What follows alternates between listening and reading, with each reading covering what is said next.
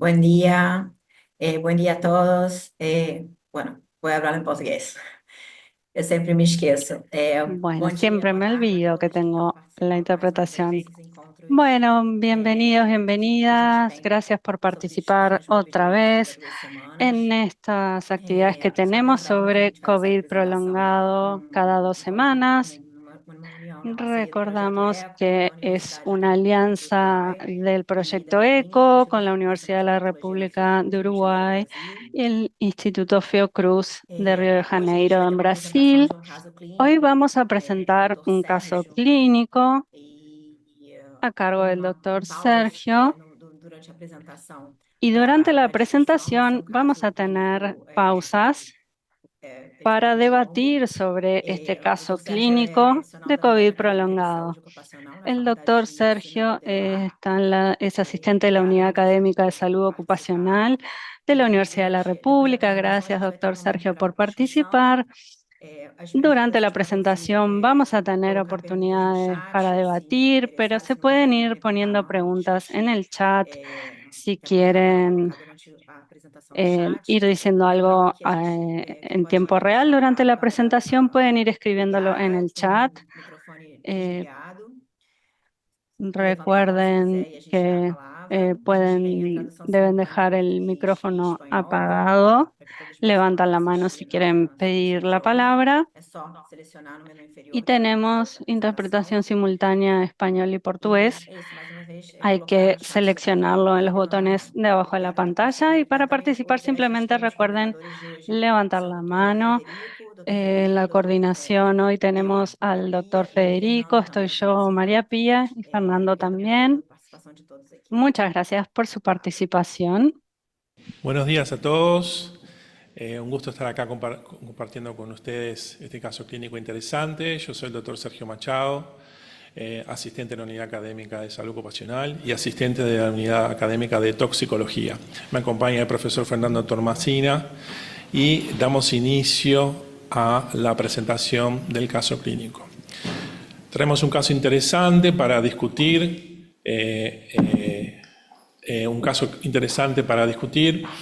que fue analizado por las compañeras que realizaron la anamnesis, la doctora Natalia Alves y la doctora Rosana Domínguez, quien les habla junto con el profesor director Fernando Tomasina. Entonces, es un caso que consultó el 2 de febrero del 25, un trabajador SM masculino, 36 años, casado, bachillerato completo, con estudios incompletos en tecnólogo en logística, que se desempeña como inspector de campo. El lugar de trabajo es el área de sanidad animal de 2 localidades ubicadas a 32.5 y 4 cuadras respectivamente de su domicilio. Como mano hábil, la mano derecha, y el motivo de consulta fue valoración de aptitud laboral y solicitud de traslado. Como antecedentes laborales, del 2006 al 2007 realizó trabajos afrales de la industria, de 2007 a 2011 gestor contable y tareas de vendedor y cajero, del 2011 al 2018 tuvo formación en tecnólogo en logística y tarea de campo, y de 2018 en adelante una pasantía de 3 meses en planta de celulosa. Allí realizó tareas logísticas vinculadas al control de carga de camiones, trabajo realizado dentro de una cabina cerrada, niega exposición a riesgos físicos, químicos y biológicos. La tarea laboral actual, de 2019 a 2023, realiza control de inspección animal. Una breve descripción de su tarea actual. Como dijimos, el puesto es de inspector de campo. Tenía una jornada laboral de lunes a viernes de 8 a 15:30, sin descanso intermedio, una salida de 30 minutos antes del cierre, y tenía una alternancia quincenal de 15 días sobre el lugar de trabajo a 32 kilómetros de su residencia y 15 días en el más cercano. Además, integra equipos de 9 a 7 funcionarios respectivamente, con muy buena relación con los equipos y no cuenta con personal a cargo. Las tareas previas al inicio de la enfermedad desde el 2019 fueron, durante 2 años, su tarea consistió en el control de la presencia de garrapatas en camiones con ganado en un paso sanitario, en un local con techo de paja, eso fue del 2019 al 2021, supervisión en ferias de ganados, ovinos y vacunos, control de ectoparásitos, piojo, sarna y garrapatas, control de carga viva y control de embarque. El EPP que utilizaba fue guantes y lentes. Sus tareas actuales desde el 2024 consisten en tareas administrativas que consisten en atención telefónica, manejo de expedientes y software de datos. Como antecedentes personales destacamos exfumador desde hace 11 años, no atopía, la práctica de deportes realizada hasta el 2023, niega el consumo de sustancias, marihuana o cocaínas fumables y 3 episodios COVID. El primero como conviviente, COVID reactivo, en marzo del 21. Los 2 siguientes, COVID reactivos, julio del 21 y enero del 22. Destacamos que el trabajador presenta 4 inmunizaciones, 2 de Coronavac de mayo del 21 y junio del 21 y 2 Pfizer de septiembre del 21 y junio del 22. Una breve descripción del inicio de su evolución clínica. Este trabajador, en junio de 23, inicia síntomas durante una supervisión de campaña de vacunación antiaftosa. ¿Cuáles fueron esos síntomas? Malestar general, cefalea, fiebre de 38,5 axilar y tos. Su planteo inicial en la consulta fue de una enfermedad respiratoria aguda. En la evolución agrega tos seca persistente, una disnea clase funcional 1-2, evoluciona en ese mismo año a septiembre con la persistencia de la tos seca, la disnea pasa a clase funcional 3 y la imagenología inicial, la RX de tórax con opacidades bilaterales, ingresa a nivel hospitalario con el presuntivo diagnóstico de una neumonía bilateral. De las certificaciones y reintegros, presentó certificación médica de septiembre del 23 a marzo del 24, se reintegra en abril del 24 y como síntomas actuales y de tratamiento, en el 2025 persiste con tos seca persistente que dura días o semanas, que cede con el reposo, una disnea a mínimos esfuerzos, clase funcional 4, y la evolución, el perímetro de marcha entre la disnea clase funcional 3 y la 4 actual fue descendiendo y tenía 2 cuadras. Actualmente es una disnea de reposo, que no mejora en los días de descanso laboral. No pudimos realizar nexos epidemiológicos vinculados con las exposiciones laborales identificadas. Y como tratamiento médico actual, recibe tilmorfina en gotas por la tos intensa y salbutamol inhalatorio como rescate ocasional. Entonces acá vamos a abrir la primera discusión a los compañeros sobre qué información clínica adicional y estudios complementarios considera pertinente recabar para complementar la evaluación de este caso. Doctor Sergio, una duda. En estos dos casos nesses 2 casos de agudos de En 2023, esos 2 casos agudos en 2023, ¿se le hizo nuevamente el test de COVID? No, los test de COVID que nosotros disponemos son solamente eso que tenemos registrados en la historia clínica. os prévios, né? Os prévios ao quadro actual. Los anteriores al cuadro actual, sí. Exactamente. Sí, Bueno, tenemos es- esa latencia de 18 meses entre el último COVID agudo y el inicio de la sintomatología referida. 18 meses. buenos días, mi nombre es Federico Roca y primero los quería alentar a todos los participantes a eventualmente intervenir con algún comentario y asimismo realizar las preguntas que consideren importantes. Si quieren las pueden ir poniendo en el chat. Yo lo que te quería preguntar, Sergio, era si este paciente tenía evaluación con funcional respiratorio previo, si tenía, previo al último episodio de COVID, si tenía además una tomografía de tórax, o sea, fundamentalmente si tenía una tomografía de alta resolución del tórax, porque eso también podría ayudar al caso clínico, porque creo que en este caso tenemos 3 episodios de COVID y este último episodio con síntomas prolongados, pero sí parece necesario, imprescindible, buscar asociaciones lesionales con otras patologías que puedan ser concomitantes, que puedan en parte justificar la situación clínica que tiene el paciente, la evolución que ha tenido este paciente, ¿no? Sí, Federico, muchas gracias por tus aportes. Sí, disponemos de esa información y es la siguiente diapo. Por eso era importante ver un poco hacia dónde guiarnos y estamos correctísimos en ese aspecto, alineados en cuanto a la búsqueda de paraclínica. Sí disponemos y la vamos a presentar ahora en las siguientes diapositivas, las tomografías y también tenemos funcional respiratorio.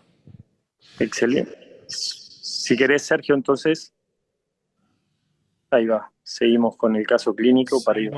Perfecto, muchas gracias, Federico.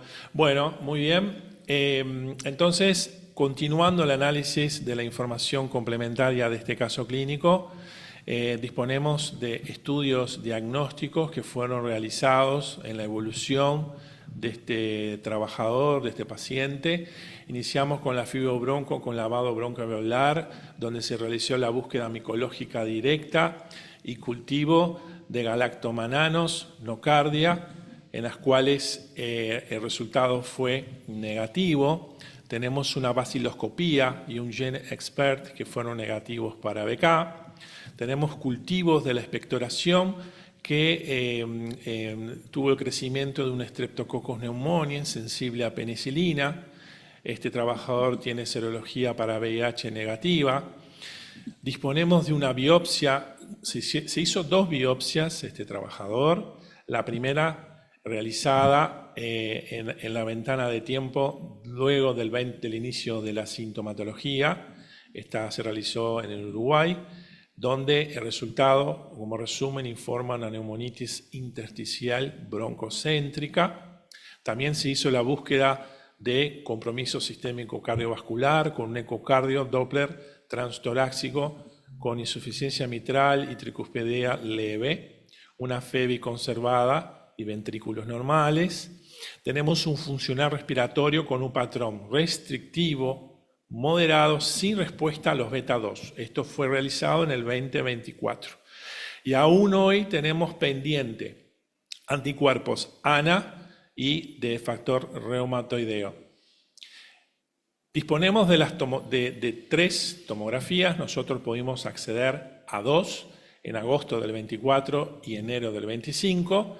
La primera presenta un enfisema paraseptal bilateral predominante en lóbulos superiores, imágenes de aumento de densidad parcheadas en lóbulos superiores, nódulos pulmonares múltiples, irregulares y espiculados con distribución bilateral y difusa.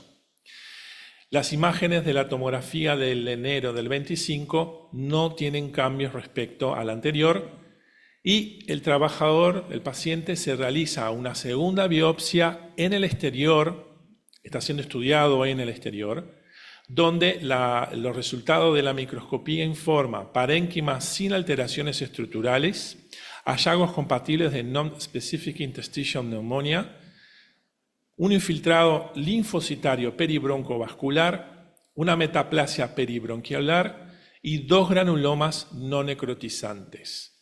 A nivel pleural presenta una fibrosis leve e inflamación crónica inespecífica y además presenta cambios vasculares sugestivos de hipertensión pulmonar, vasos venosos dilatados y trombóticos, con congestión arterial y capilar.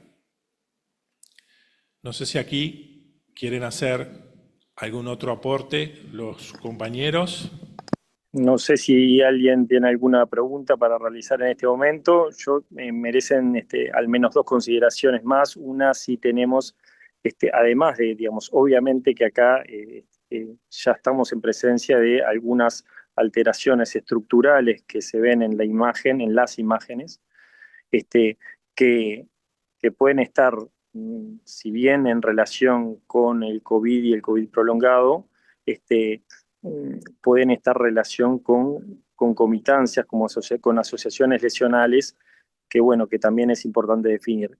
Y la última pregunta que tenía es si además contamos con este estudio en el contexto de esta insuficiencia respiratoria y algunos hallazgos, si además contamos con algún estudio que descarte la enfermedad tromboembólica venosa, específicamente el tromboembolismo pulmonar, como ser una angiotomografía o un centellograma pulmonar, que si bien no es imprescindible en este caso, pero bueno, quizás pudiera complementar debido a algunos hallazgos microtrombosis, pero que son inespecíficos también en el contexto de la anatomía patológica. Sí, Federico, tenemos que el trabajador, el paciente, se realizó un centellograma, pero no pudimos acceder a su resultado. La dificultad es que el paciente, el trabajador, está siendo seguido en el extranjero, ¿verdad? Pero no tenemos esa información, pero sabemos que los compañeros sí avanzaron en esa paraclínica. Bien, muy bien. ¿Alguien más que quiera hacer alguna pregunta con respecto a la situación clínica actual? ¿Alguien más que quiera hacer algún comentario? Bien, Queremos seguir, ¿no? adelante. Continuamos entonces, avanzamos en el caso. Aquí tenemos una línea de tiempo que es bien interesante porque permite ver en resumen la situación clínica de este trabajador a lo largo de en 3 años. El trabajador instala una disnea clase funcional 4 con limitación para su vida cotidiana, no solo laboral, sino que su vida hoy está comprometida con un gran componente emocional. Este trabajador tiene rasgos de personalidad que están afectados por esta incertidumbre diagnóstica de no saber qué patología tiene por ser tan joven, y desde la información que tenemos se hizo un enfoque, un ateneo médico en el año 2024, donde el primer planteo surgió de una sarcoidosis, ¿verdad? Por el patrón que presentaba imagenológico y histológico, pero que no tuvo sin respuesta a tratamiento corticoideo. Entonces, aún a la fecha no tenemos un diagnóstico claro de este trabajador, de este paciente, con esta latencia de 18 meses entre el último episodio COVID y el inicio de los síntomas, que fueron progresivos, permanentes, con fluctuaciones, ¿verdad? Estos episodios COVID fueron cursados sin el requerimiento hospitalario, sin el requerimiento de oxígeno, no requirió medidas invasivas, ¿verdad? Y lo que queremos discutir en este caso es cuál sería el enfoque adecuado para comunicar al trabajador por la posible hipótesis diagnóstica en evaluación y sobre su actividad laboral, y qué recomendaciones le realizarían a este trabajador a la fecha. Muchas gracias. Bueno, es un caso sumamente difícil y sumamente desafiante porque además tenemos básicamente una anatomía patológica que habla de una neumonitis por hipersensibilidad. Y por otro lado, vimos que también en la anatomía patológica, en la histología, como decía Sergio, también hay elementos de granulomas.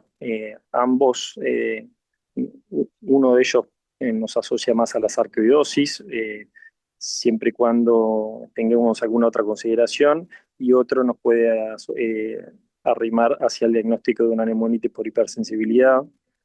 Es real que la evolución bajo tratamiento corticoideo en ambas situaciones, uno esperaría que hubiera una mejoría significativa. Sin embargo, esto no es lo que ocurrió. No sé si tuvo control posterior al tratamiento con corticoides, si tuvo control con función respiratoria y con imagen, pero más allá de eso, por lo que tú nos comentas, el paciente mantiene la disnea y mantiene la limitación funcional.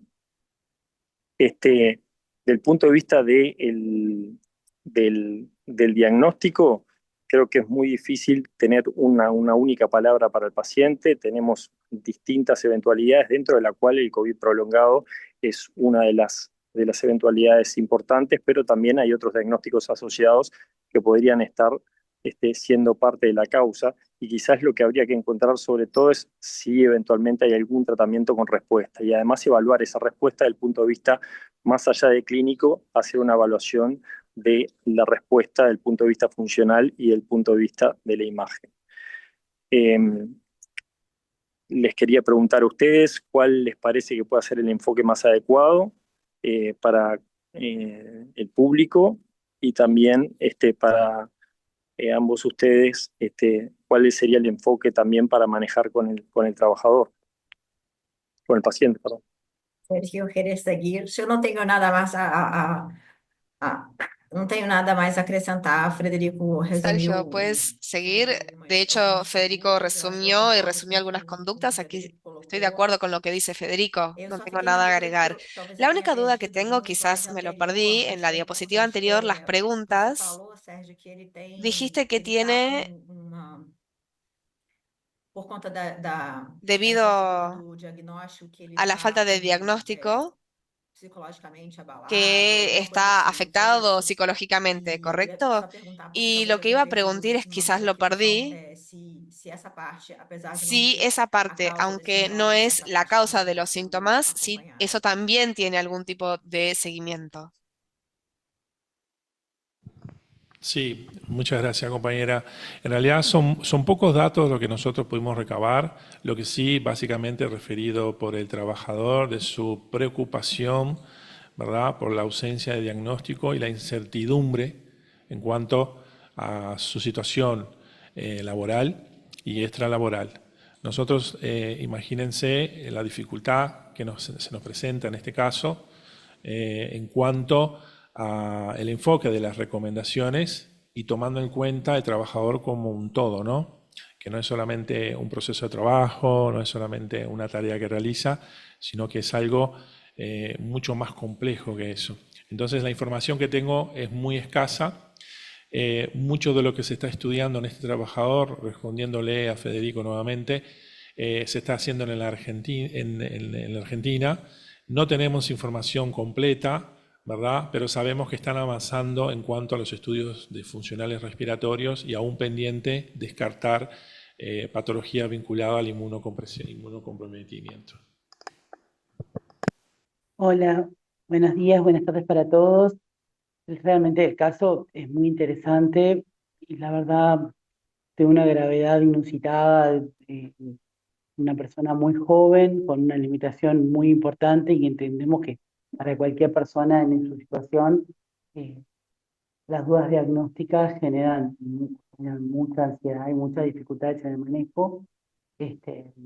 La limitación de tener una disnea clase funcional 4, que no solo ha repercutido en la vida laboral, sino seguramente en todas las áreas de la vida de la persona, y además en un cuadro que ha sido progresivo, con lo cual su respuesta a los tratamientos instaurados es claro que además de ser difícil, el diagnóstico es sin lugar a dudas para cualquier persona angustiante y preocupante.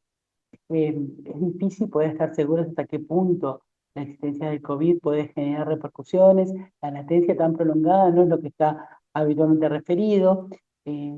Como mencionamos otras veces, el hecho de no tener un marcador específico dificulta aún más poder establecer si todo o parte del cuadro que presenta la persona puede deberse al COVID. Es verdad, muchas de las cosas que se encontraron en la anatomía patológica no son habitualmente planteadas, aunque también es cierto que muchas veces no se hacen estudios anatomopatológicos del pulmón en los casos de COVID prolongado. Y llama la atención la latencia y los hallazgos, algunos hallazgos que vemos en la anatomía patológica, como nódulos con granulomas, por ejemplo, que bueno, realmente no es no permiten descartar la existencia de otras patologías como causantes o como concomitantes. Eh, Entendemos que la búsqueda de otras patologías además tiene la condición de prioritaria en el contexto de las posibilidades de establecer terapéutica, ¿no?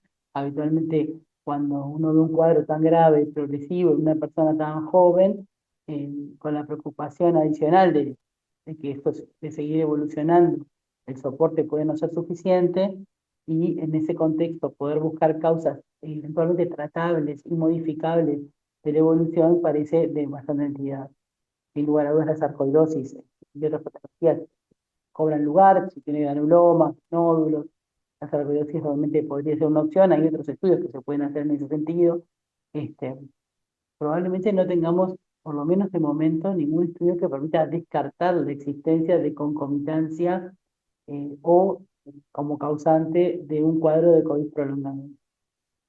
En los casos de compromiso respiratorio, el rol de los corticoides en algunas circunstancias de COVID prolongado tiene lugar, pero entiendo que este paciente recibió un ciclo prolongado. No sé muy bien el tratamiento con corticoides cuánto lleva y después de eso se hizo alguna valoración tanto imagenológica como de sistema respiratorio para valorar modificaciones en ese sentido. Digo pensando en las cosas que podrían tener un tratamiento.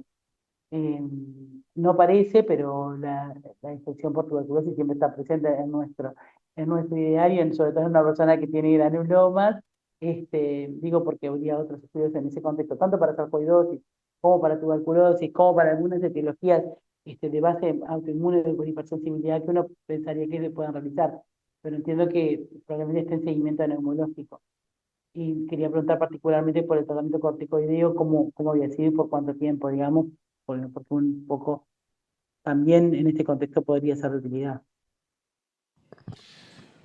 Muchas gracias, Mariana, por tus aportes y contestando a tu pregunta, el tratamiento de corticoideo inició a mediados del 2024, ¿verdad? Vinculado a la respuesta esperable con el planteo inicial post-Ateneo de la sarcoidosis, se mantuvo por 6 meses. No tenemos más descripciones y no pudimos acceder a la información concreta de fuentes secundarias, ese relato referido por el trabajador. Ahí está. Porque sí, comparto un poco lo que planteaba Mariana y lo que uno espera en este tipo de pacientes, primero, ¿no? Eso que hablábamos hace un rato, que este, uno en este tipo de pacientes ya se comienza a cuestionar cuánto va por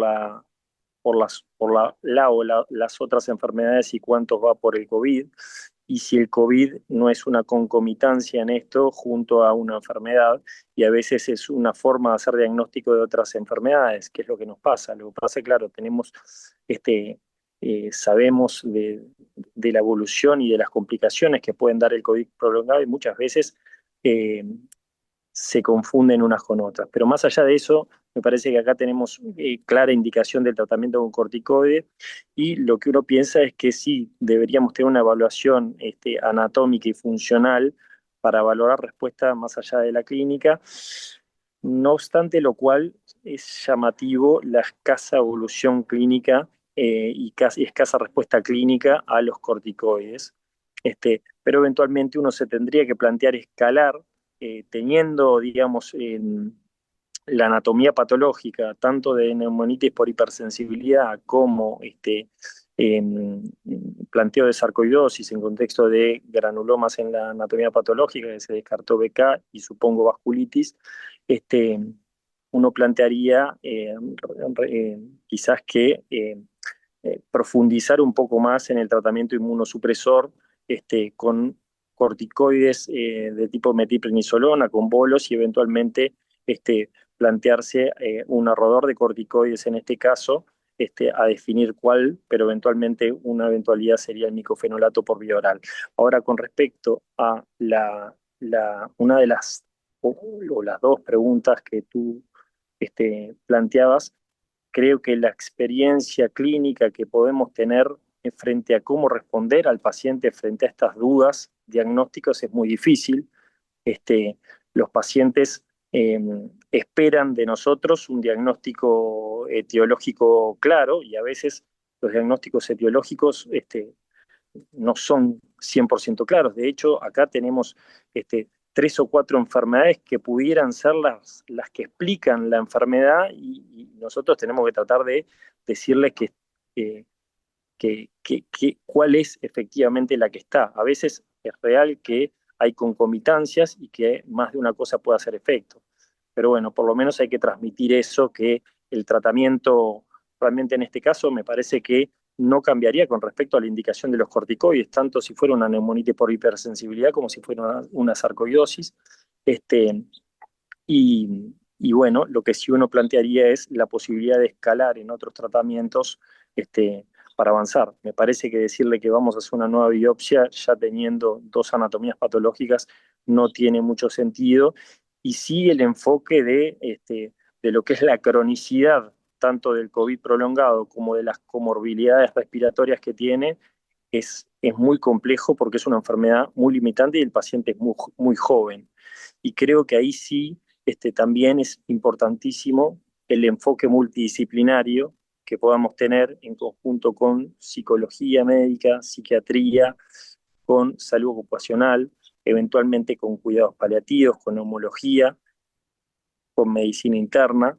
Me parece que el enfoque y dar respuesta en equipo y darle la seguridad al paciente de que se está haciendo todo lo posible ayuda a que el paciente, a darle tranquilidad al menos al paciente y ayuda en el manejo del paciente y en el cumplimiento también de las indicaciones. ¿Alguien que quiera hacer algún comentario, alguna otra pregunta? Y perdón, y una cosa más que quería decir, y también es importante en este tipo de pacientes, si bien tenemos hecho los estudios microbiológicos correspondientes, nos pasa muchas veces que frente a grabaciones del cuadro clínico y de la imagen también, nos ponemos a evaluación nuevamente la posibilidad de repetir los relevos microbiológicos como para poder descartar también nuevas intercurrencias, porque es real que este paciente va a tener más riesgo de infecciones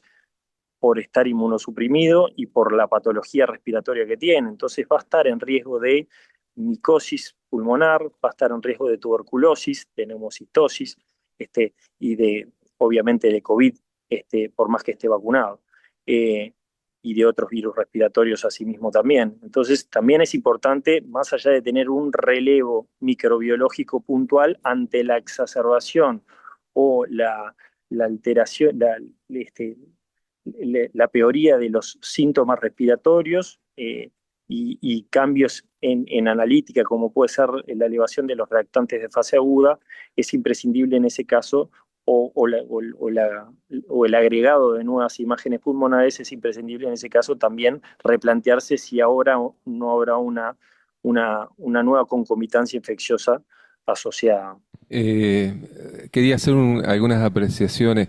Gracias primero por todos los comentarios y desde las distintas disciplinas aportan a un caso que es complejo y que por lo menos nos desafía a varios integrantes del equipo de salud, tanto en el diagnóstico como en la evolutividad y el pronóstico en lo laboral, y de eso me voy a referir en particular. Evidentemente estamos frente a un trabajador joven que no tenía antecedentes patológicos más que los que aparecen con el COVID en el 2020, 21 y 22. Por tanto, que tenía una actividad laboral plena, sin limitaciones, y ahora se encuentra, desde el punto de vista de la capacidad de trabajo, se encuentra con incapacidad total prácticamente a toda tarea, dado la repercusión que tiene la función respiratoria para el trabajo que realizaba. En el puesto de trabajo él realizaba tareas de campo, es decir, de terreno, que suponen traslado, que supone un trabajo fisiológico de por lo menos moderado, y que en este momento, dada su capacidad respiratoria, su función, la situación funcional respiratoria, está limitado para el trabajo fisiológico. Y lo está limitado en este momento prácticamente para todo tipo de tarea. El trabajador fue reubicado desde el servicio de salud a recomendación justamente del Servicio de Prevención y Salud en el Trabajo, en una tarea más liviana, pero que hoy no la puede estar cumpliendo. Está con una disnea clase funcional 4. Y a esto se suma la incertidumbre del diagnóstico y del pronóstico. La realidad es que este trabajador en este momento está incapacitado, por lo menos temporalmente, para toda tarea. Nosotros aspiramos de alguna manera como equipo de salud a generar la mayor capacidad, si se logra resolver el cuadro como tal, capacidad laboral por la perspectiva en años. Estamos hablando de un trabajador de 32 años. Y el trabajo además opera como un beneficiario del bienestar y de la salud, tanto psicofísica, en la medida que lo mantiene activo y lo mantiene vinculado socialmente. Por tanto, en esto de lo que se planteaba, y lo planteaba claramente Federico, la necesidad de la articulación, y lo decía también María Pía, la necesidad de articular con distintos servicios. Salud mental me parece muy importante. Obviamente seguir en el diagnóstico y la definición propiamente de la causa de base de esta enfermedad para poder proyectar un pronóstico relativamente certero, relativamente me refiero, a sus capacidades futuras. Desde la perspectiva de la salud ocupacional, evidentemente, cuando discutíamos el caso, teníamos también las mismas dudas, cuánto va por el COVID y cuánto va por otras enfermedades, como ustedes bien aclaraban. Pero evidentemente este trabajador, del punto de vista laboral, su capacidad funcional fisiológica está limitada de tal manera que no es posible en este momento ni la reubicación en puesto de trabajo hasta que no esté resuelto su situación de salud como tal. Perfecto. Sí, y lo otro también es que con la reubicación también, porque la neumonitis por hipersensibilidad se plantea que puede ser frente a eventuales exposiciones, ya sea laborales o a nivel domiciliario. Entonces, ahí cumple un rol, me parece, por lo menos importante, que es evaluar en el ámbito laboral las posibles exposiciones y también la posibilidad de hacer la reubicación en función de las exposiciones laborales, descartando siempre, ¿no?, que la exposición sea en domicilio, en caso de que fuera una neumonitis por hipersensibilidad. Mariana, te quería hacer una pregunta. ¿Qué te parece con respecto a la inmunización de este paciente? Es un paciente que ya ha tenido reiteradas y ahora además, si va a recibir nuevamente inmunosupresores, em, ¿cuál te parece que sería la recomendación para inmunizar a este paciente actualmente? No, sin lugar a dudas, este paciente tiene indicación de nueva dosis de vacuna de COVID. Nosotros estamos dando prácticamente 15 inmunodeprimidos o mayores de 50 años con comorbilidades. Entiendo que en cada país hay recomendaciones específicas. Los pacientes con inmunosupresión, como puede ser el tratamiento corticoideo prolongado y una enfermedad que podría tener una base inmunitaria, tendría indicación.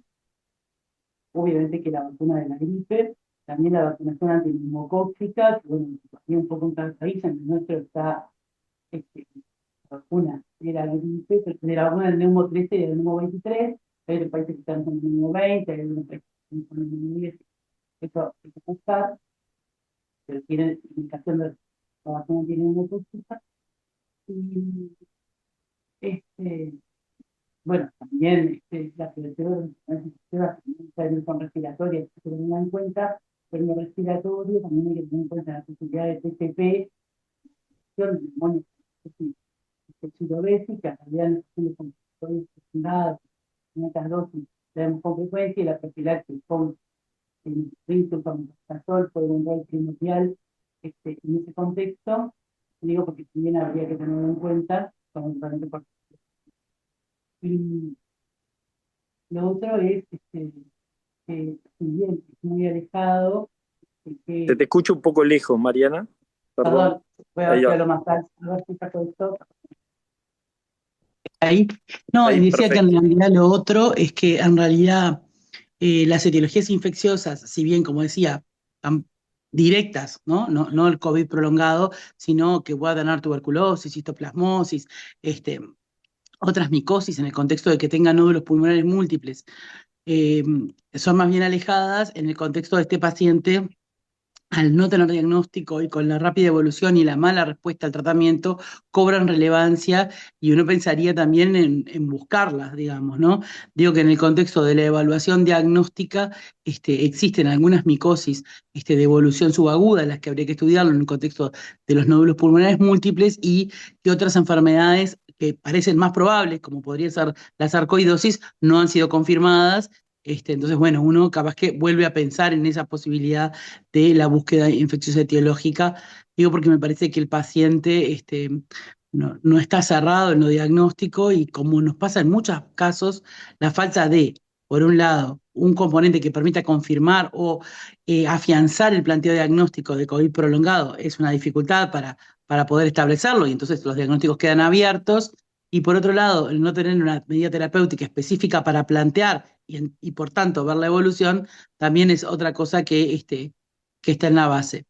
Digo porque en realidad no tenemos otro tratamiento en el contexto específico que el de los corticoides para algunos casos de afectación pulmonar en el long COVID, cosa que el paciente ya viene recibiendo y estoy de acuerdo con que además uno trataría de buscar algún fármaco ahorrador de corticoides porque a largo plazo podemos tener más alteraciones y más complicaciones. Este, la vacuna de COVID se la recomendaríamos obviamente y bueno, y lo otro es que la otra duda que también persiste en él es esta situación de tan alejado en el tiempo, que si bien no permite descartar del todo, tampoco ayuda al pensamiento diagnóstico de la vinculación con el COVID prolongado. Digo, porque las dificultades creo que son múltiples en un paciente que además con un pronóstico bastante malo si no se llega a un diagnóstico o a un tratamiento que permite una reversión del cuadro que está en progresión. Perfecto, gracias Mariana. Tenemos a Andrómaca que quería pedir la palabra, que pidió la palabra. Buenos días, tenía una duda, no pude escuchar todo el tiempo, entonces tengo la duda si el paciente está recibiendo fisioterapia. Hola, compañera Andrómaca. Sí, el paciente está apoyado con fisioterapia en el extranjero, no tenemos mayores detalles, pero sí hace parte del seguimiento, pero no domiciliario, ¿tá? Solamente cuando tienen las consultas coordinadas. Perfecto. ¿Alguien más que quiera hacer alguna otra pregunta? Sí, estamos de acuerdo que digamos, el apoyar con la fisioterapia, con la valoración por fisiatra y la fisioterapia que se puede hacer en el contexto, este, está bien demostrado para la enfermedad pulmonar crónica, pero también en situaciones de enfermedad pulmonar intersticial y obviamente el long COVID también es, es, es de un rol muy importante para intentar mejorar la sintomatología. Bueno, ¿teníamos alguna otra pregunta? Mm, Creo que no. Elisa nos está pasando acá que para completar la encuesta. Sí, agradecer una vez más a los participantes, a doctor Sergio, Fernando, Federico y Mariana por los apuntes, a nuestra compañera Androma que también que participó activamente con la discusión. Acordar a todos que la presentación va a estar disponible en la página de YouTube de Proyecto ECO y que en 26 de mayo tenemos una otra presentación con un experto argentino en el tema de COVID prolongado. Muy bien. No más agradecer a todos una vez más. Nada, un poco para redondearlo también, creo que es un caso muy desafiante y complicado, complejo, con algunas incertidumbres diagnósticas, que es lo que nos puede pasar en este grupo de pacientes, donde el COVID prolongado es muy probable que juegue su rol, pero que quizás lo más difícil es definir las asociaciones lesionales con otro tipo de patologías y en ese caso también para nosotros y para los pacientes es muy difícil tratar de dar una respuesta única, sobre todo cuando la evolución no es la esperada frente a los tratamientos realizados. Sim, eu acho que lembrar aos pacientes, né, Sí, e y acredito que recordar a seja los a pacientes nossa prática, que se que presentan a nuestra mesmo consulta que a gente não tendo a certeza aun se cuando é no ou não estamos relacionado seguros si ao está o no COVID-19, que relacionado todas as al COVID medidas de prolongado, que todas tratamento e las medidas de investigação são tratamiento de feitas, investigación se mesmo realizan, sem saber se é aún sin relacionado ao saber COVID, efectivamente si está se relacionado prosseguir al frente COVID aos casos que prolongado, se hace aparecerem. todo frente a los casos que se presenten. Porque no final fica eu percebo que fica Porque me doy cuenta que al uma final insegurança de que, queda sem una saber se é ou incertidumbre não de, COVID sin saber si longo, es eles o é no como se es eles não COVID estivessem prolongado, es como si sendo no adequadamente tuvieran tratados. Então, na el prática, a tratamiento gente tem correcto. Entonces, reforçado en la muito isso. práctica hemos Não temos reforzado como bater mucho esto. martelo No se tenemos é ou não cómo decidir relacionado efectivamente si está o às no infecções relacionado agudas no las, passado de las COVID, porque infecciones já temos relacionadas todos a os COVID, pero exames e frente a testes todos los terapêuticos que estudios y sendo las pruebas feitos, terapéuticas ainda está sendo feito como se realizadas, fosse se está uma haciendo todo doença como si fuera equivalente a una outras que a gente enfermedad acompanha na prática. parecida a las que acompañamos en la Y en práctica, la que ¿verdad? la valoración transdisciplinaria me parece que es fundamental para poder dar las mayores seguridades, para tener otra visión y distintas visiones de la patología, para poder aportar de distintos ángulos también. Es algo que a nosotros, los profesionales de la salud, y a los pacientes les es de una utilidad fantástica. Bueno, muchas gracias a los coordinadores y estamos finalizando esta ecoclínica. Nos vemos próximamente. Chao. Tchau. Gracias.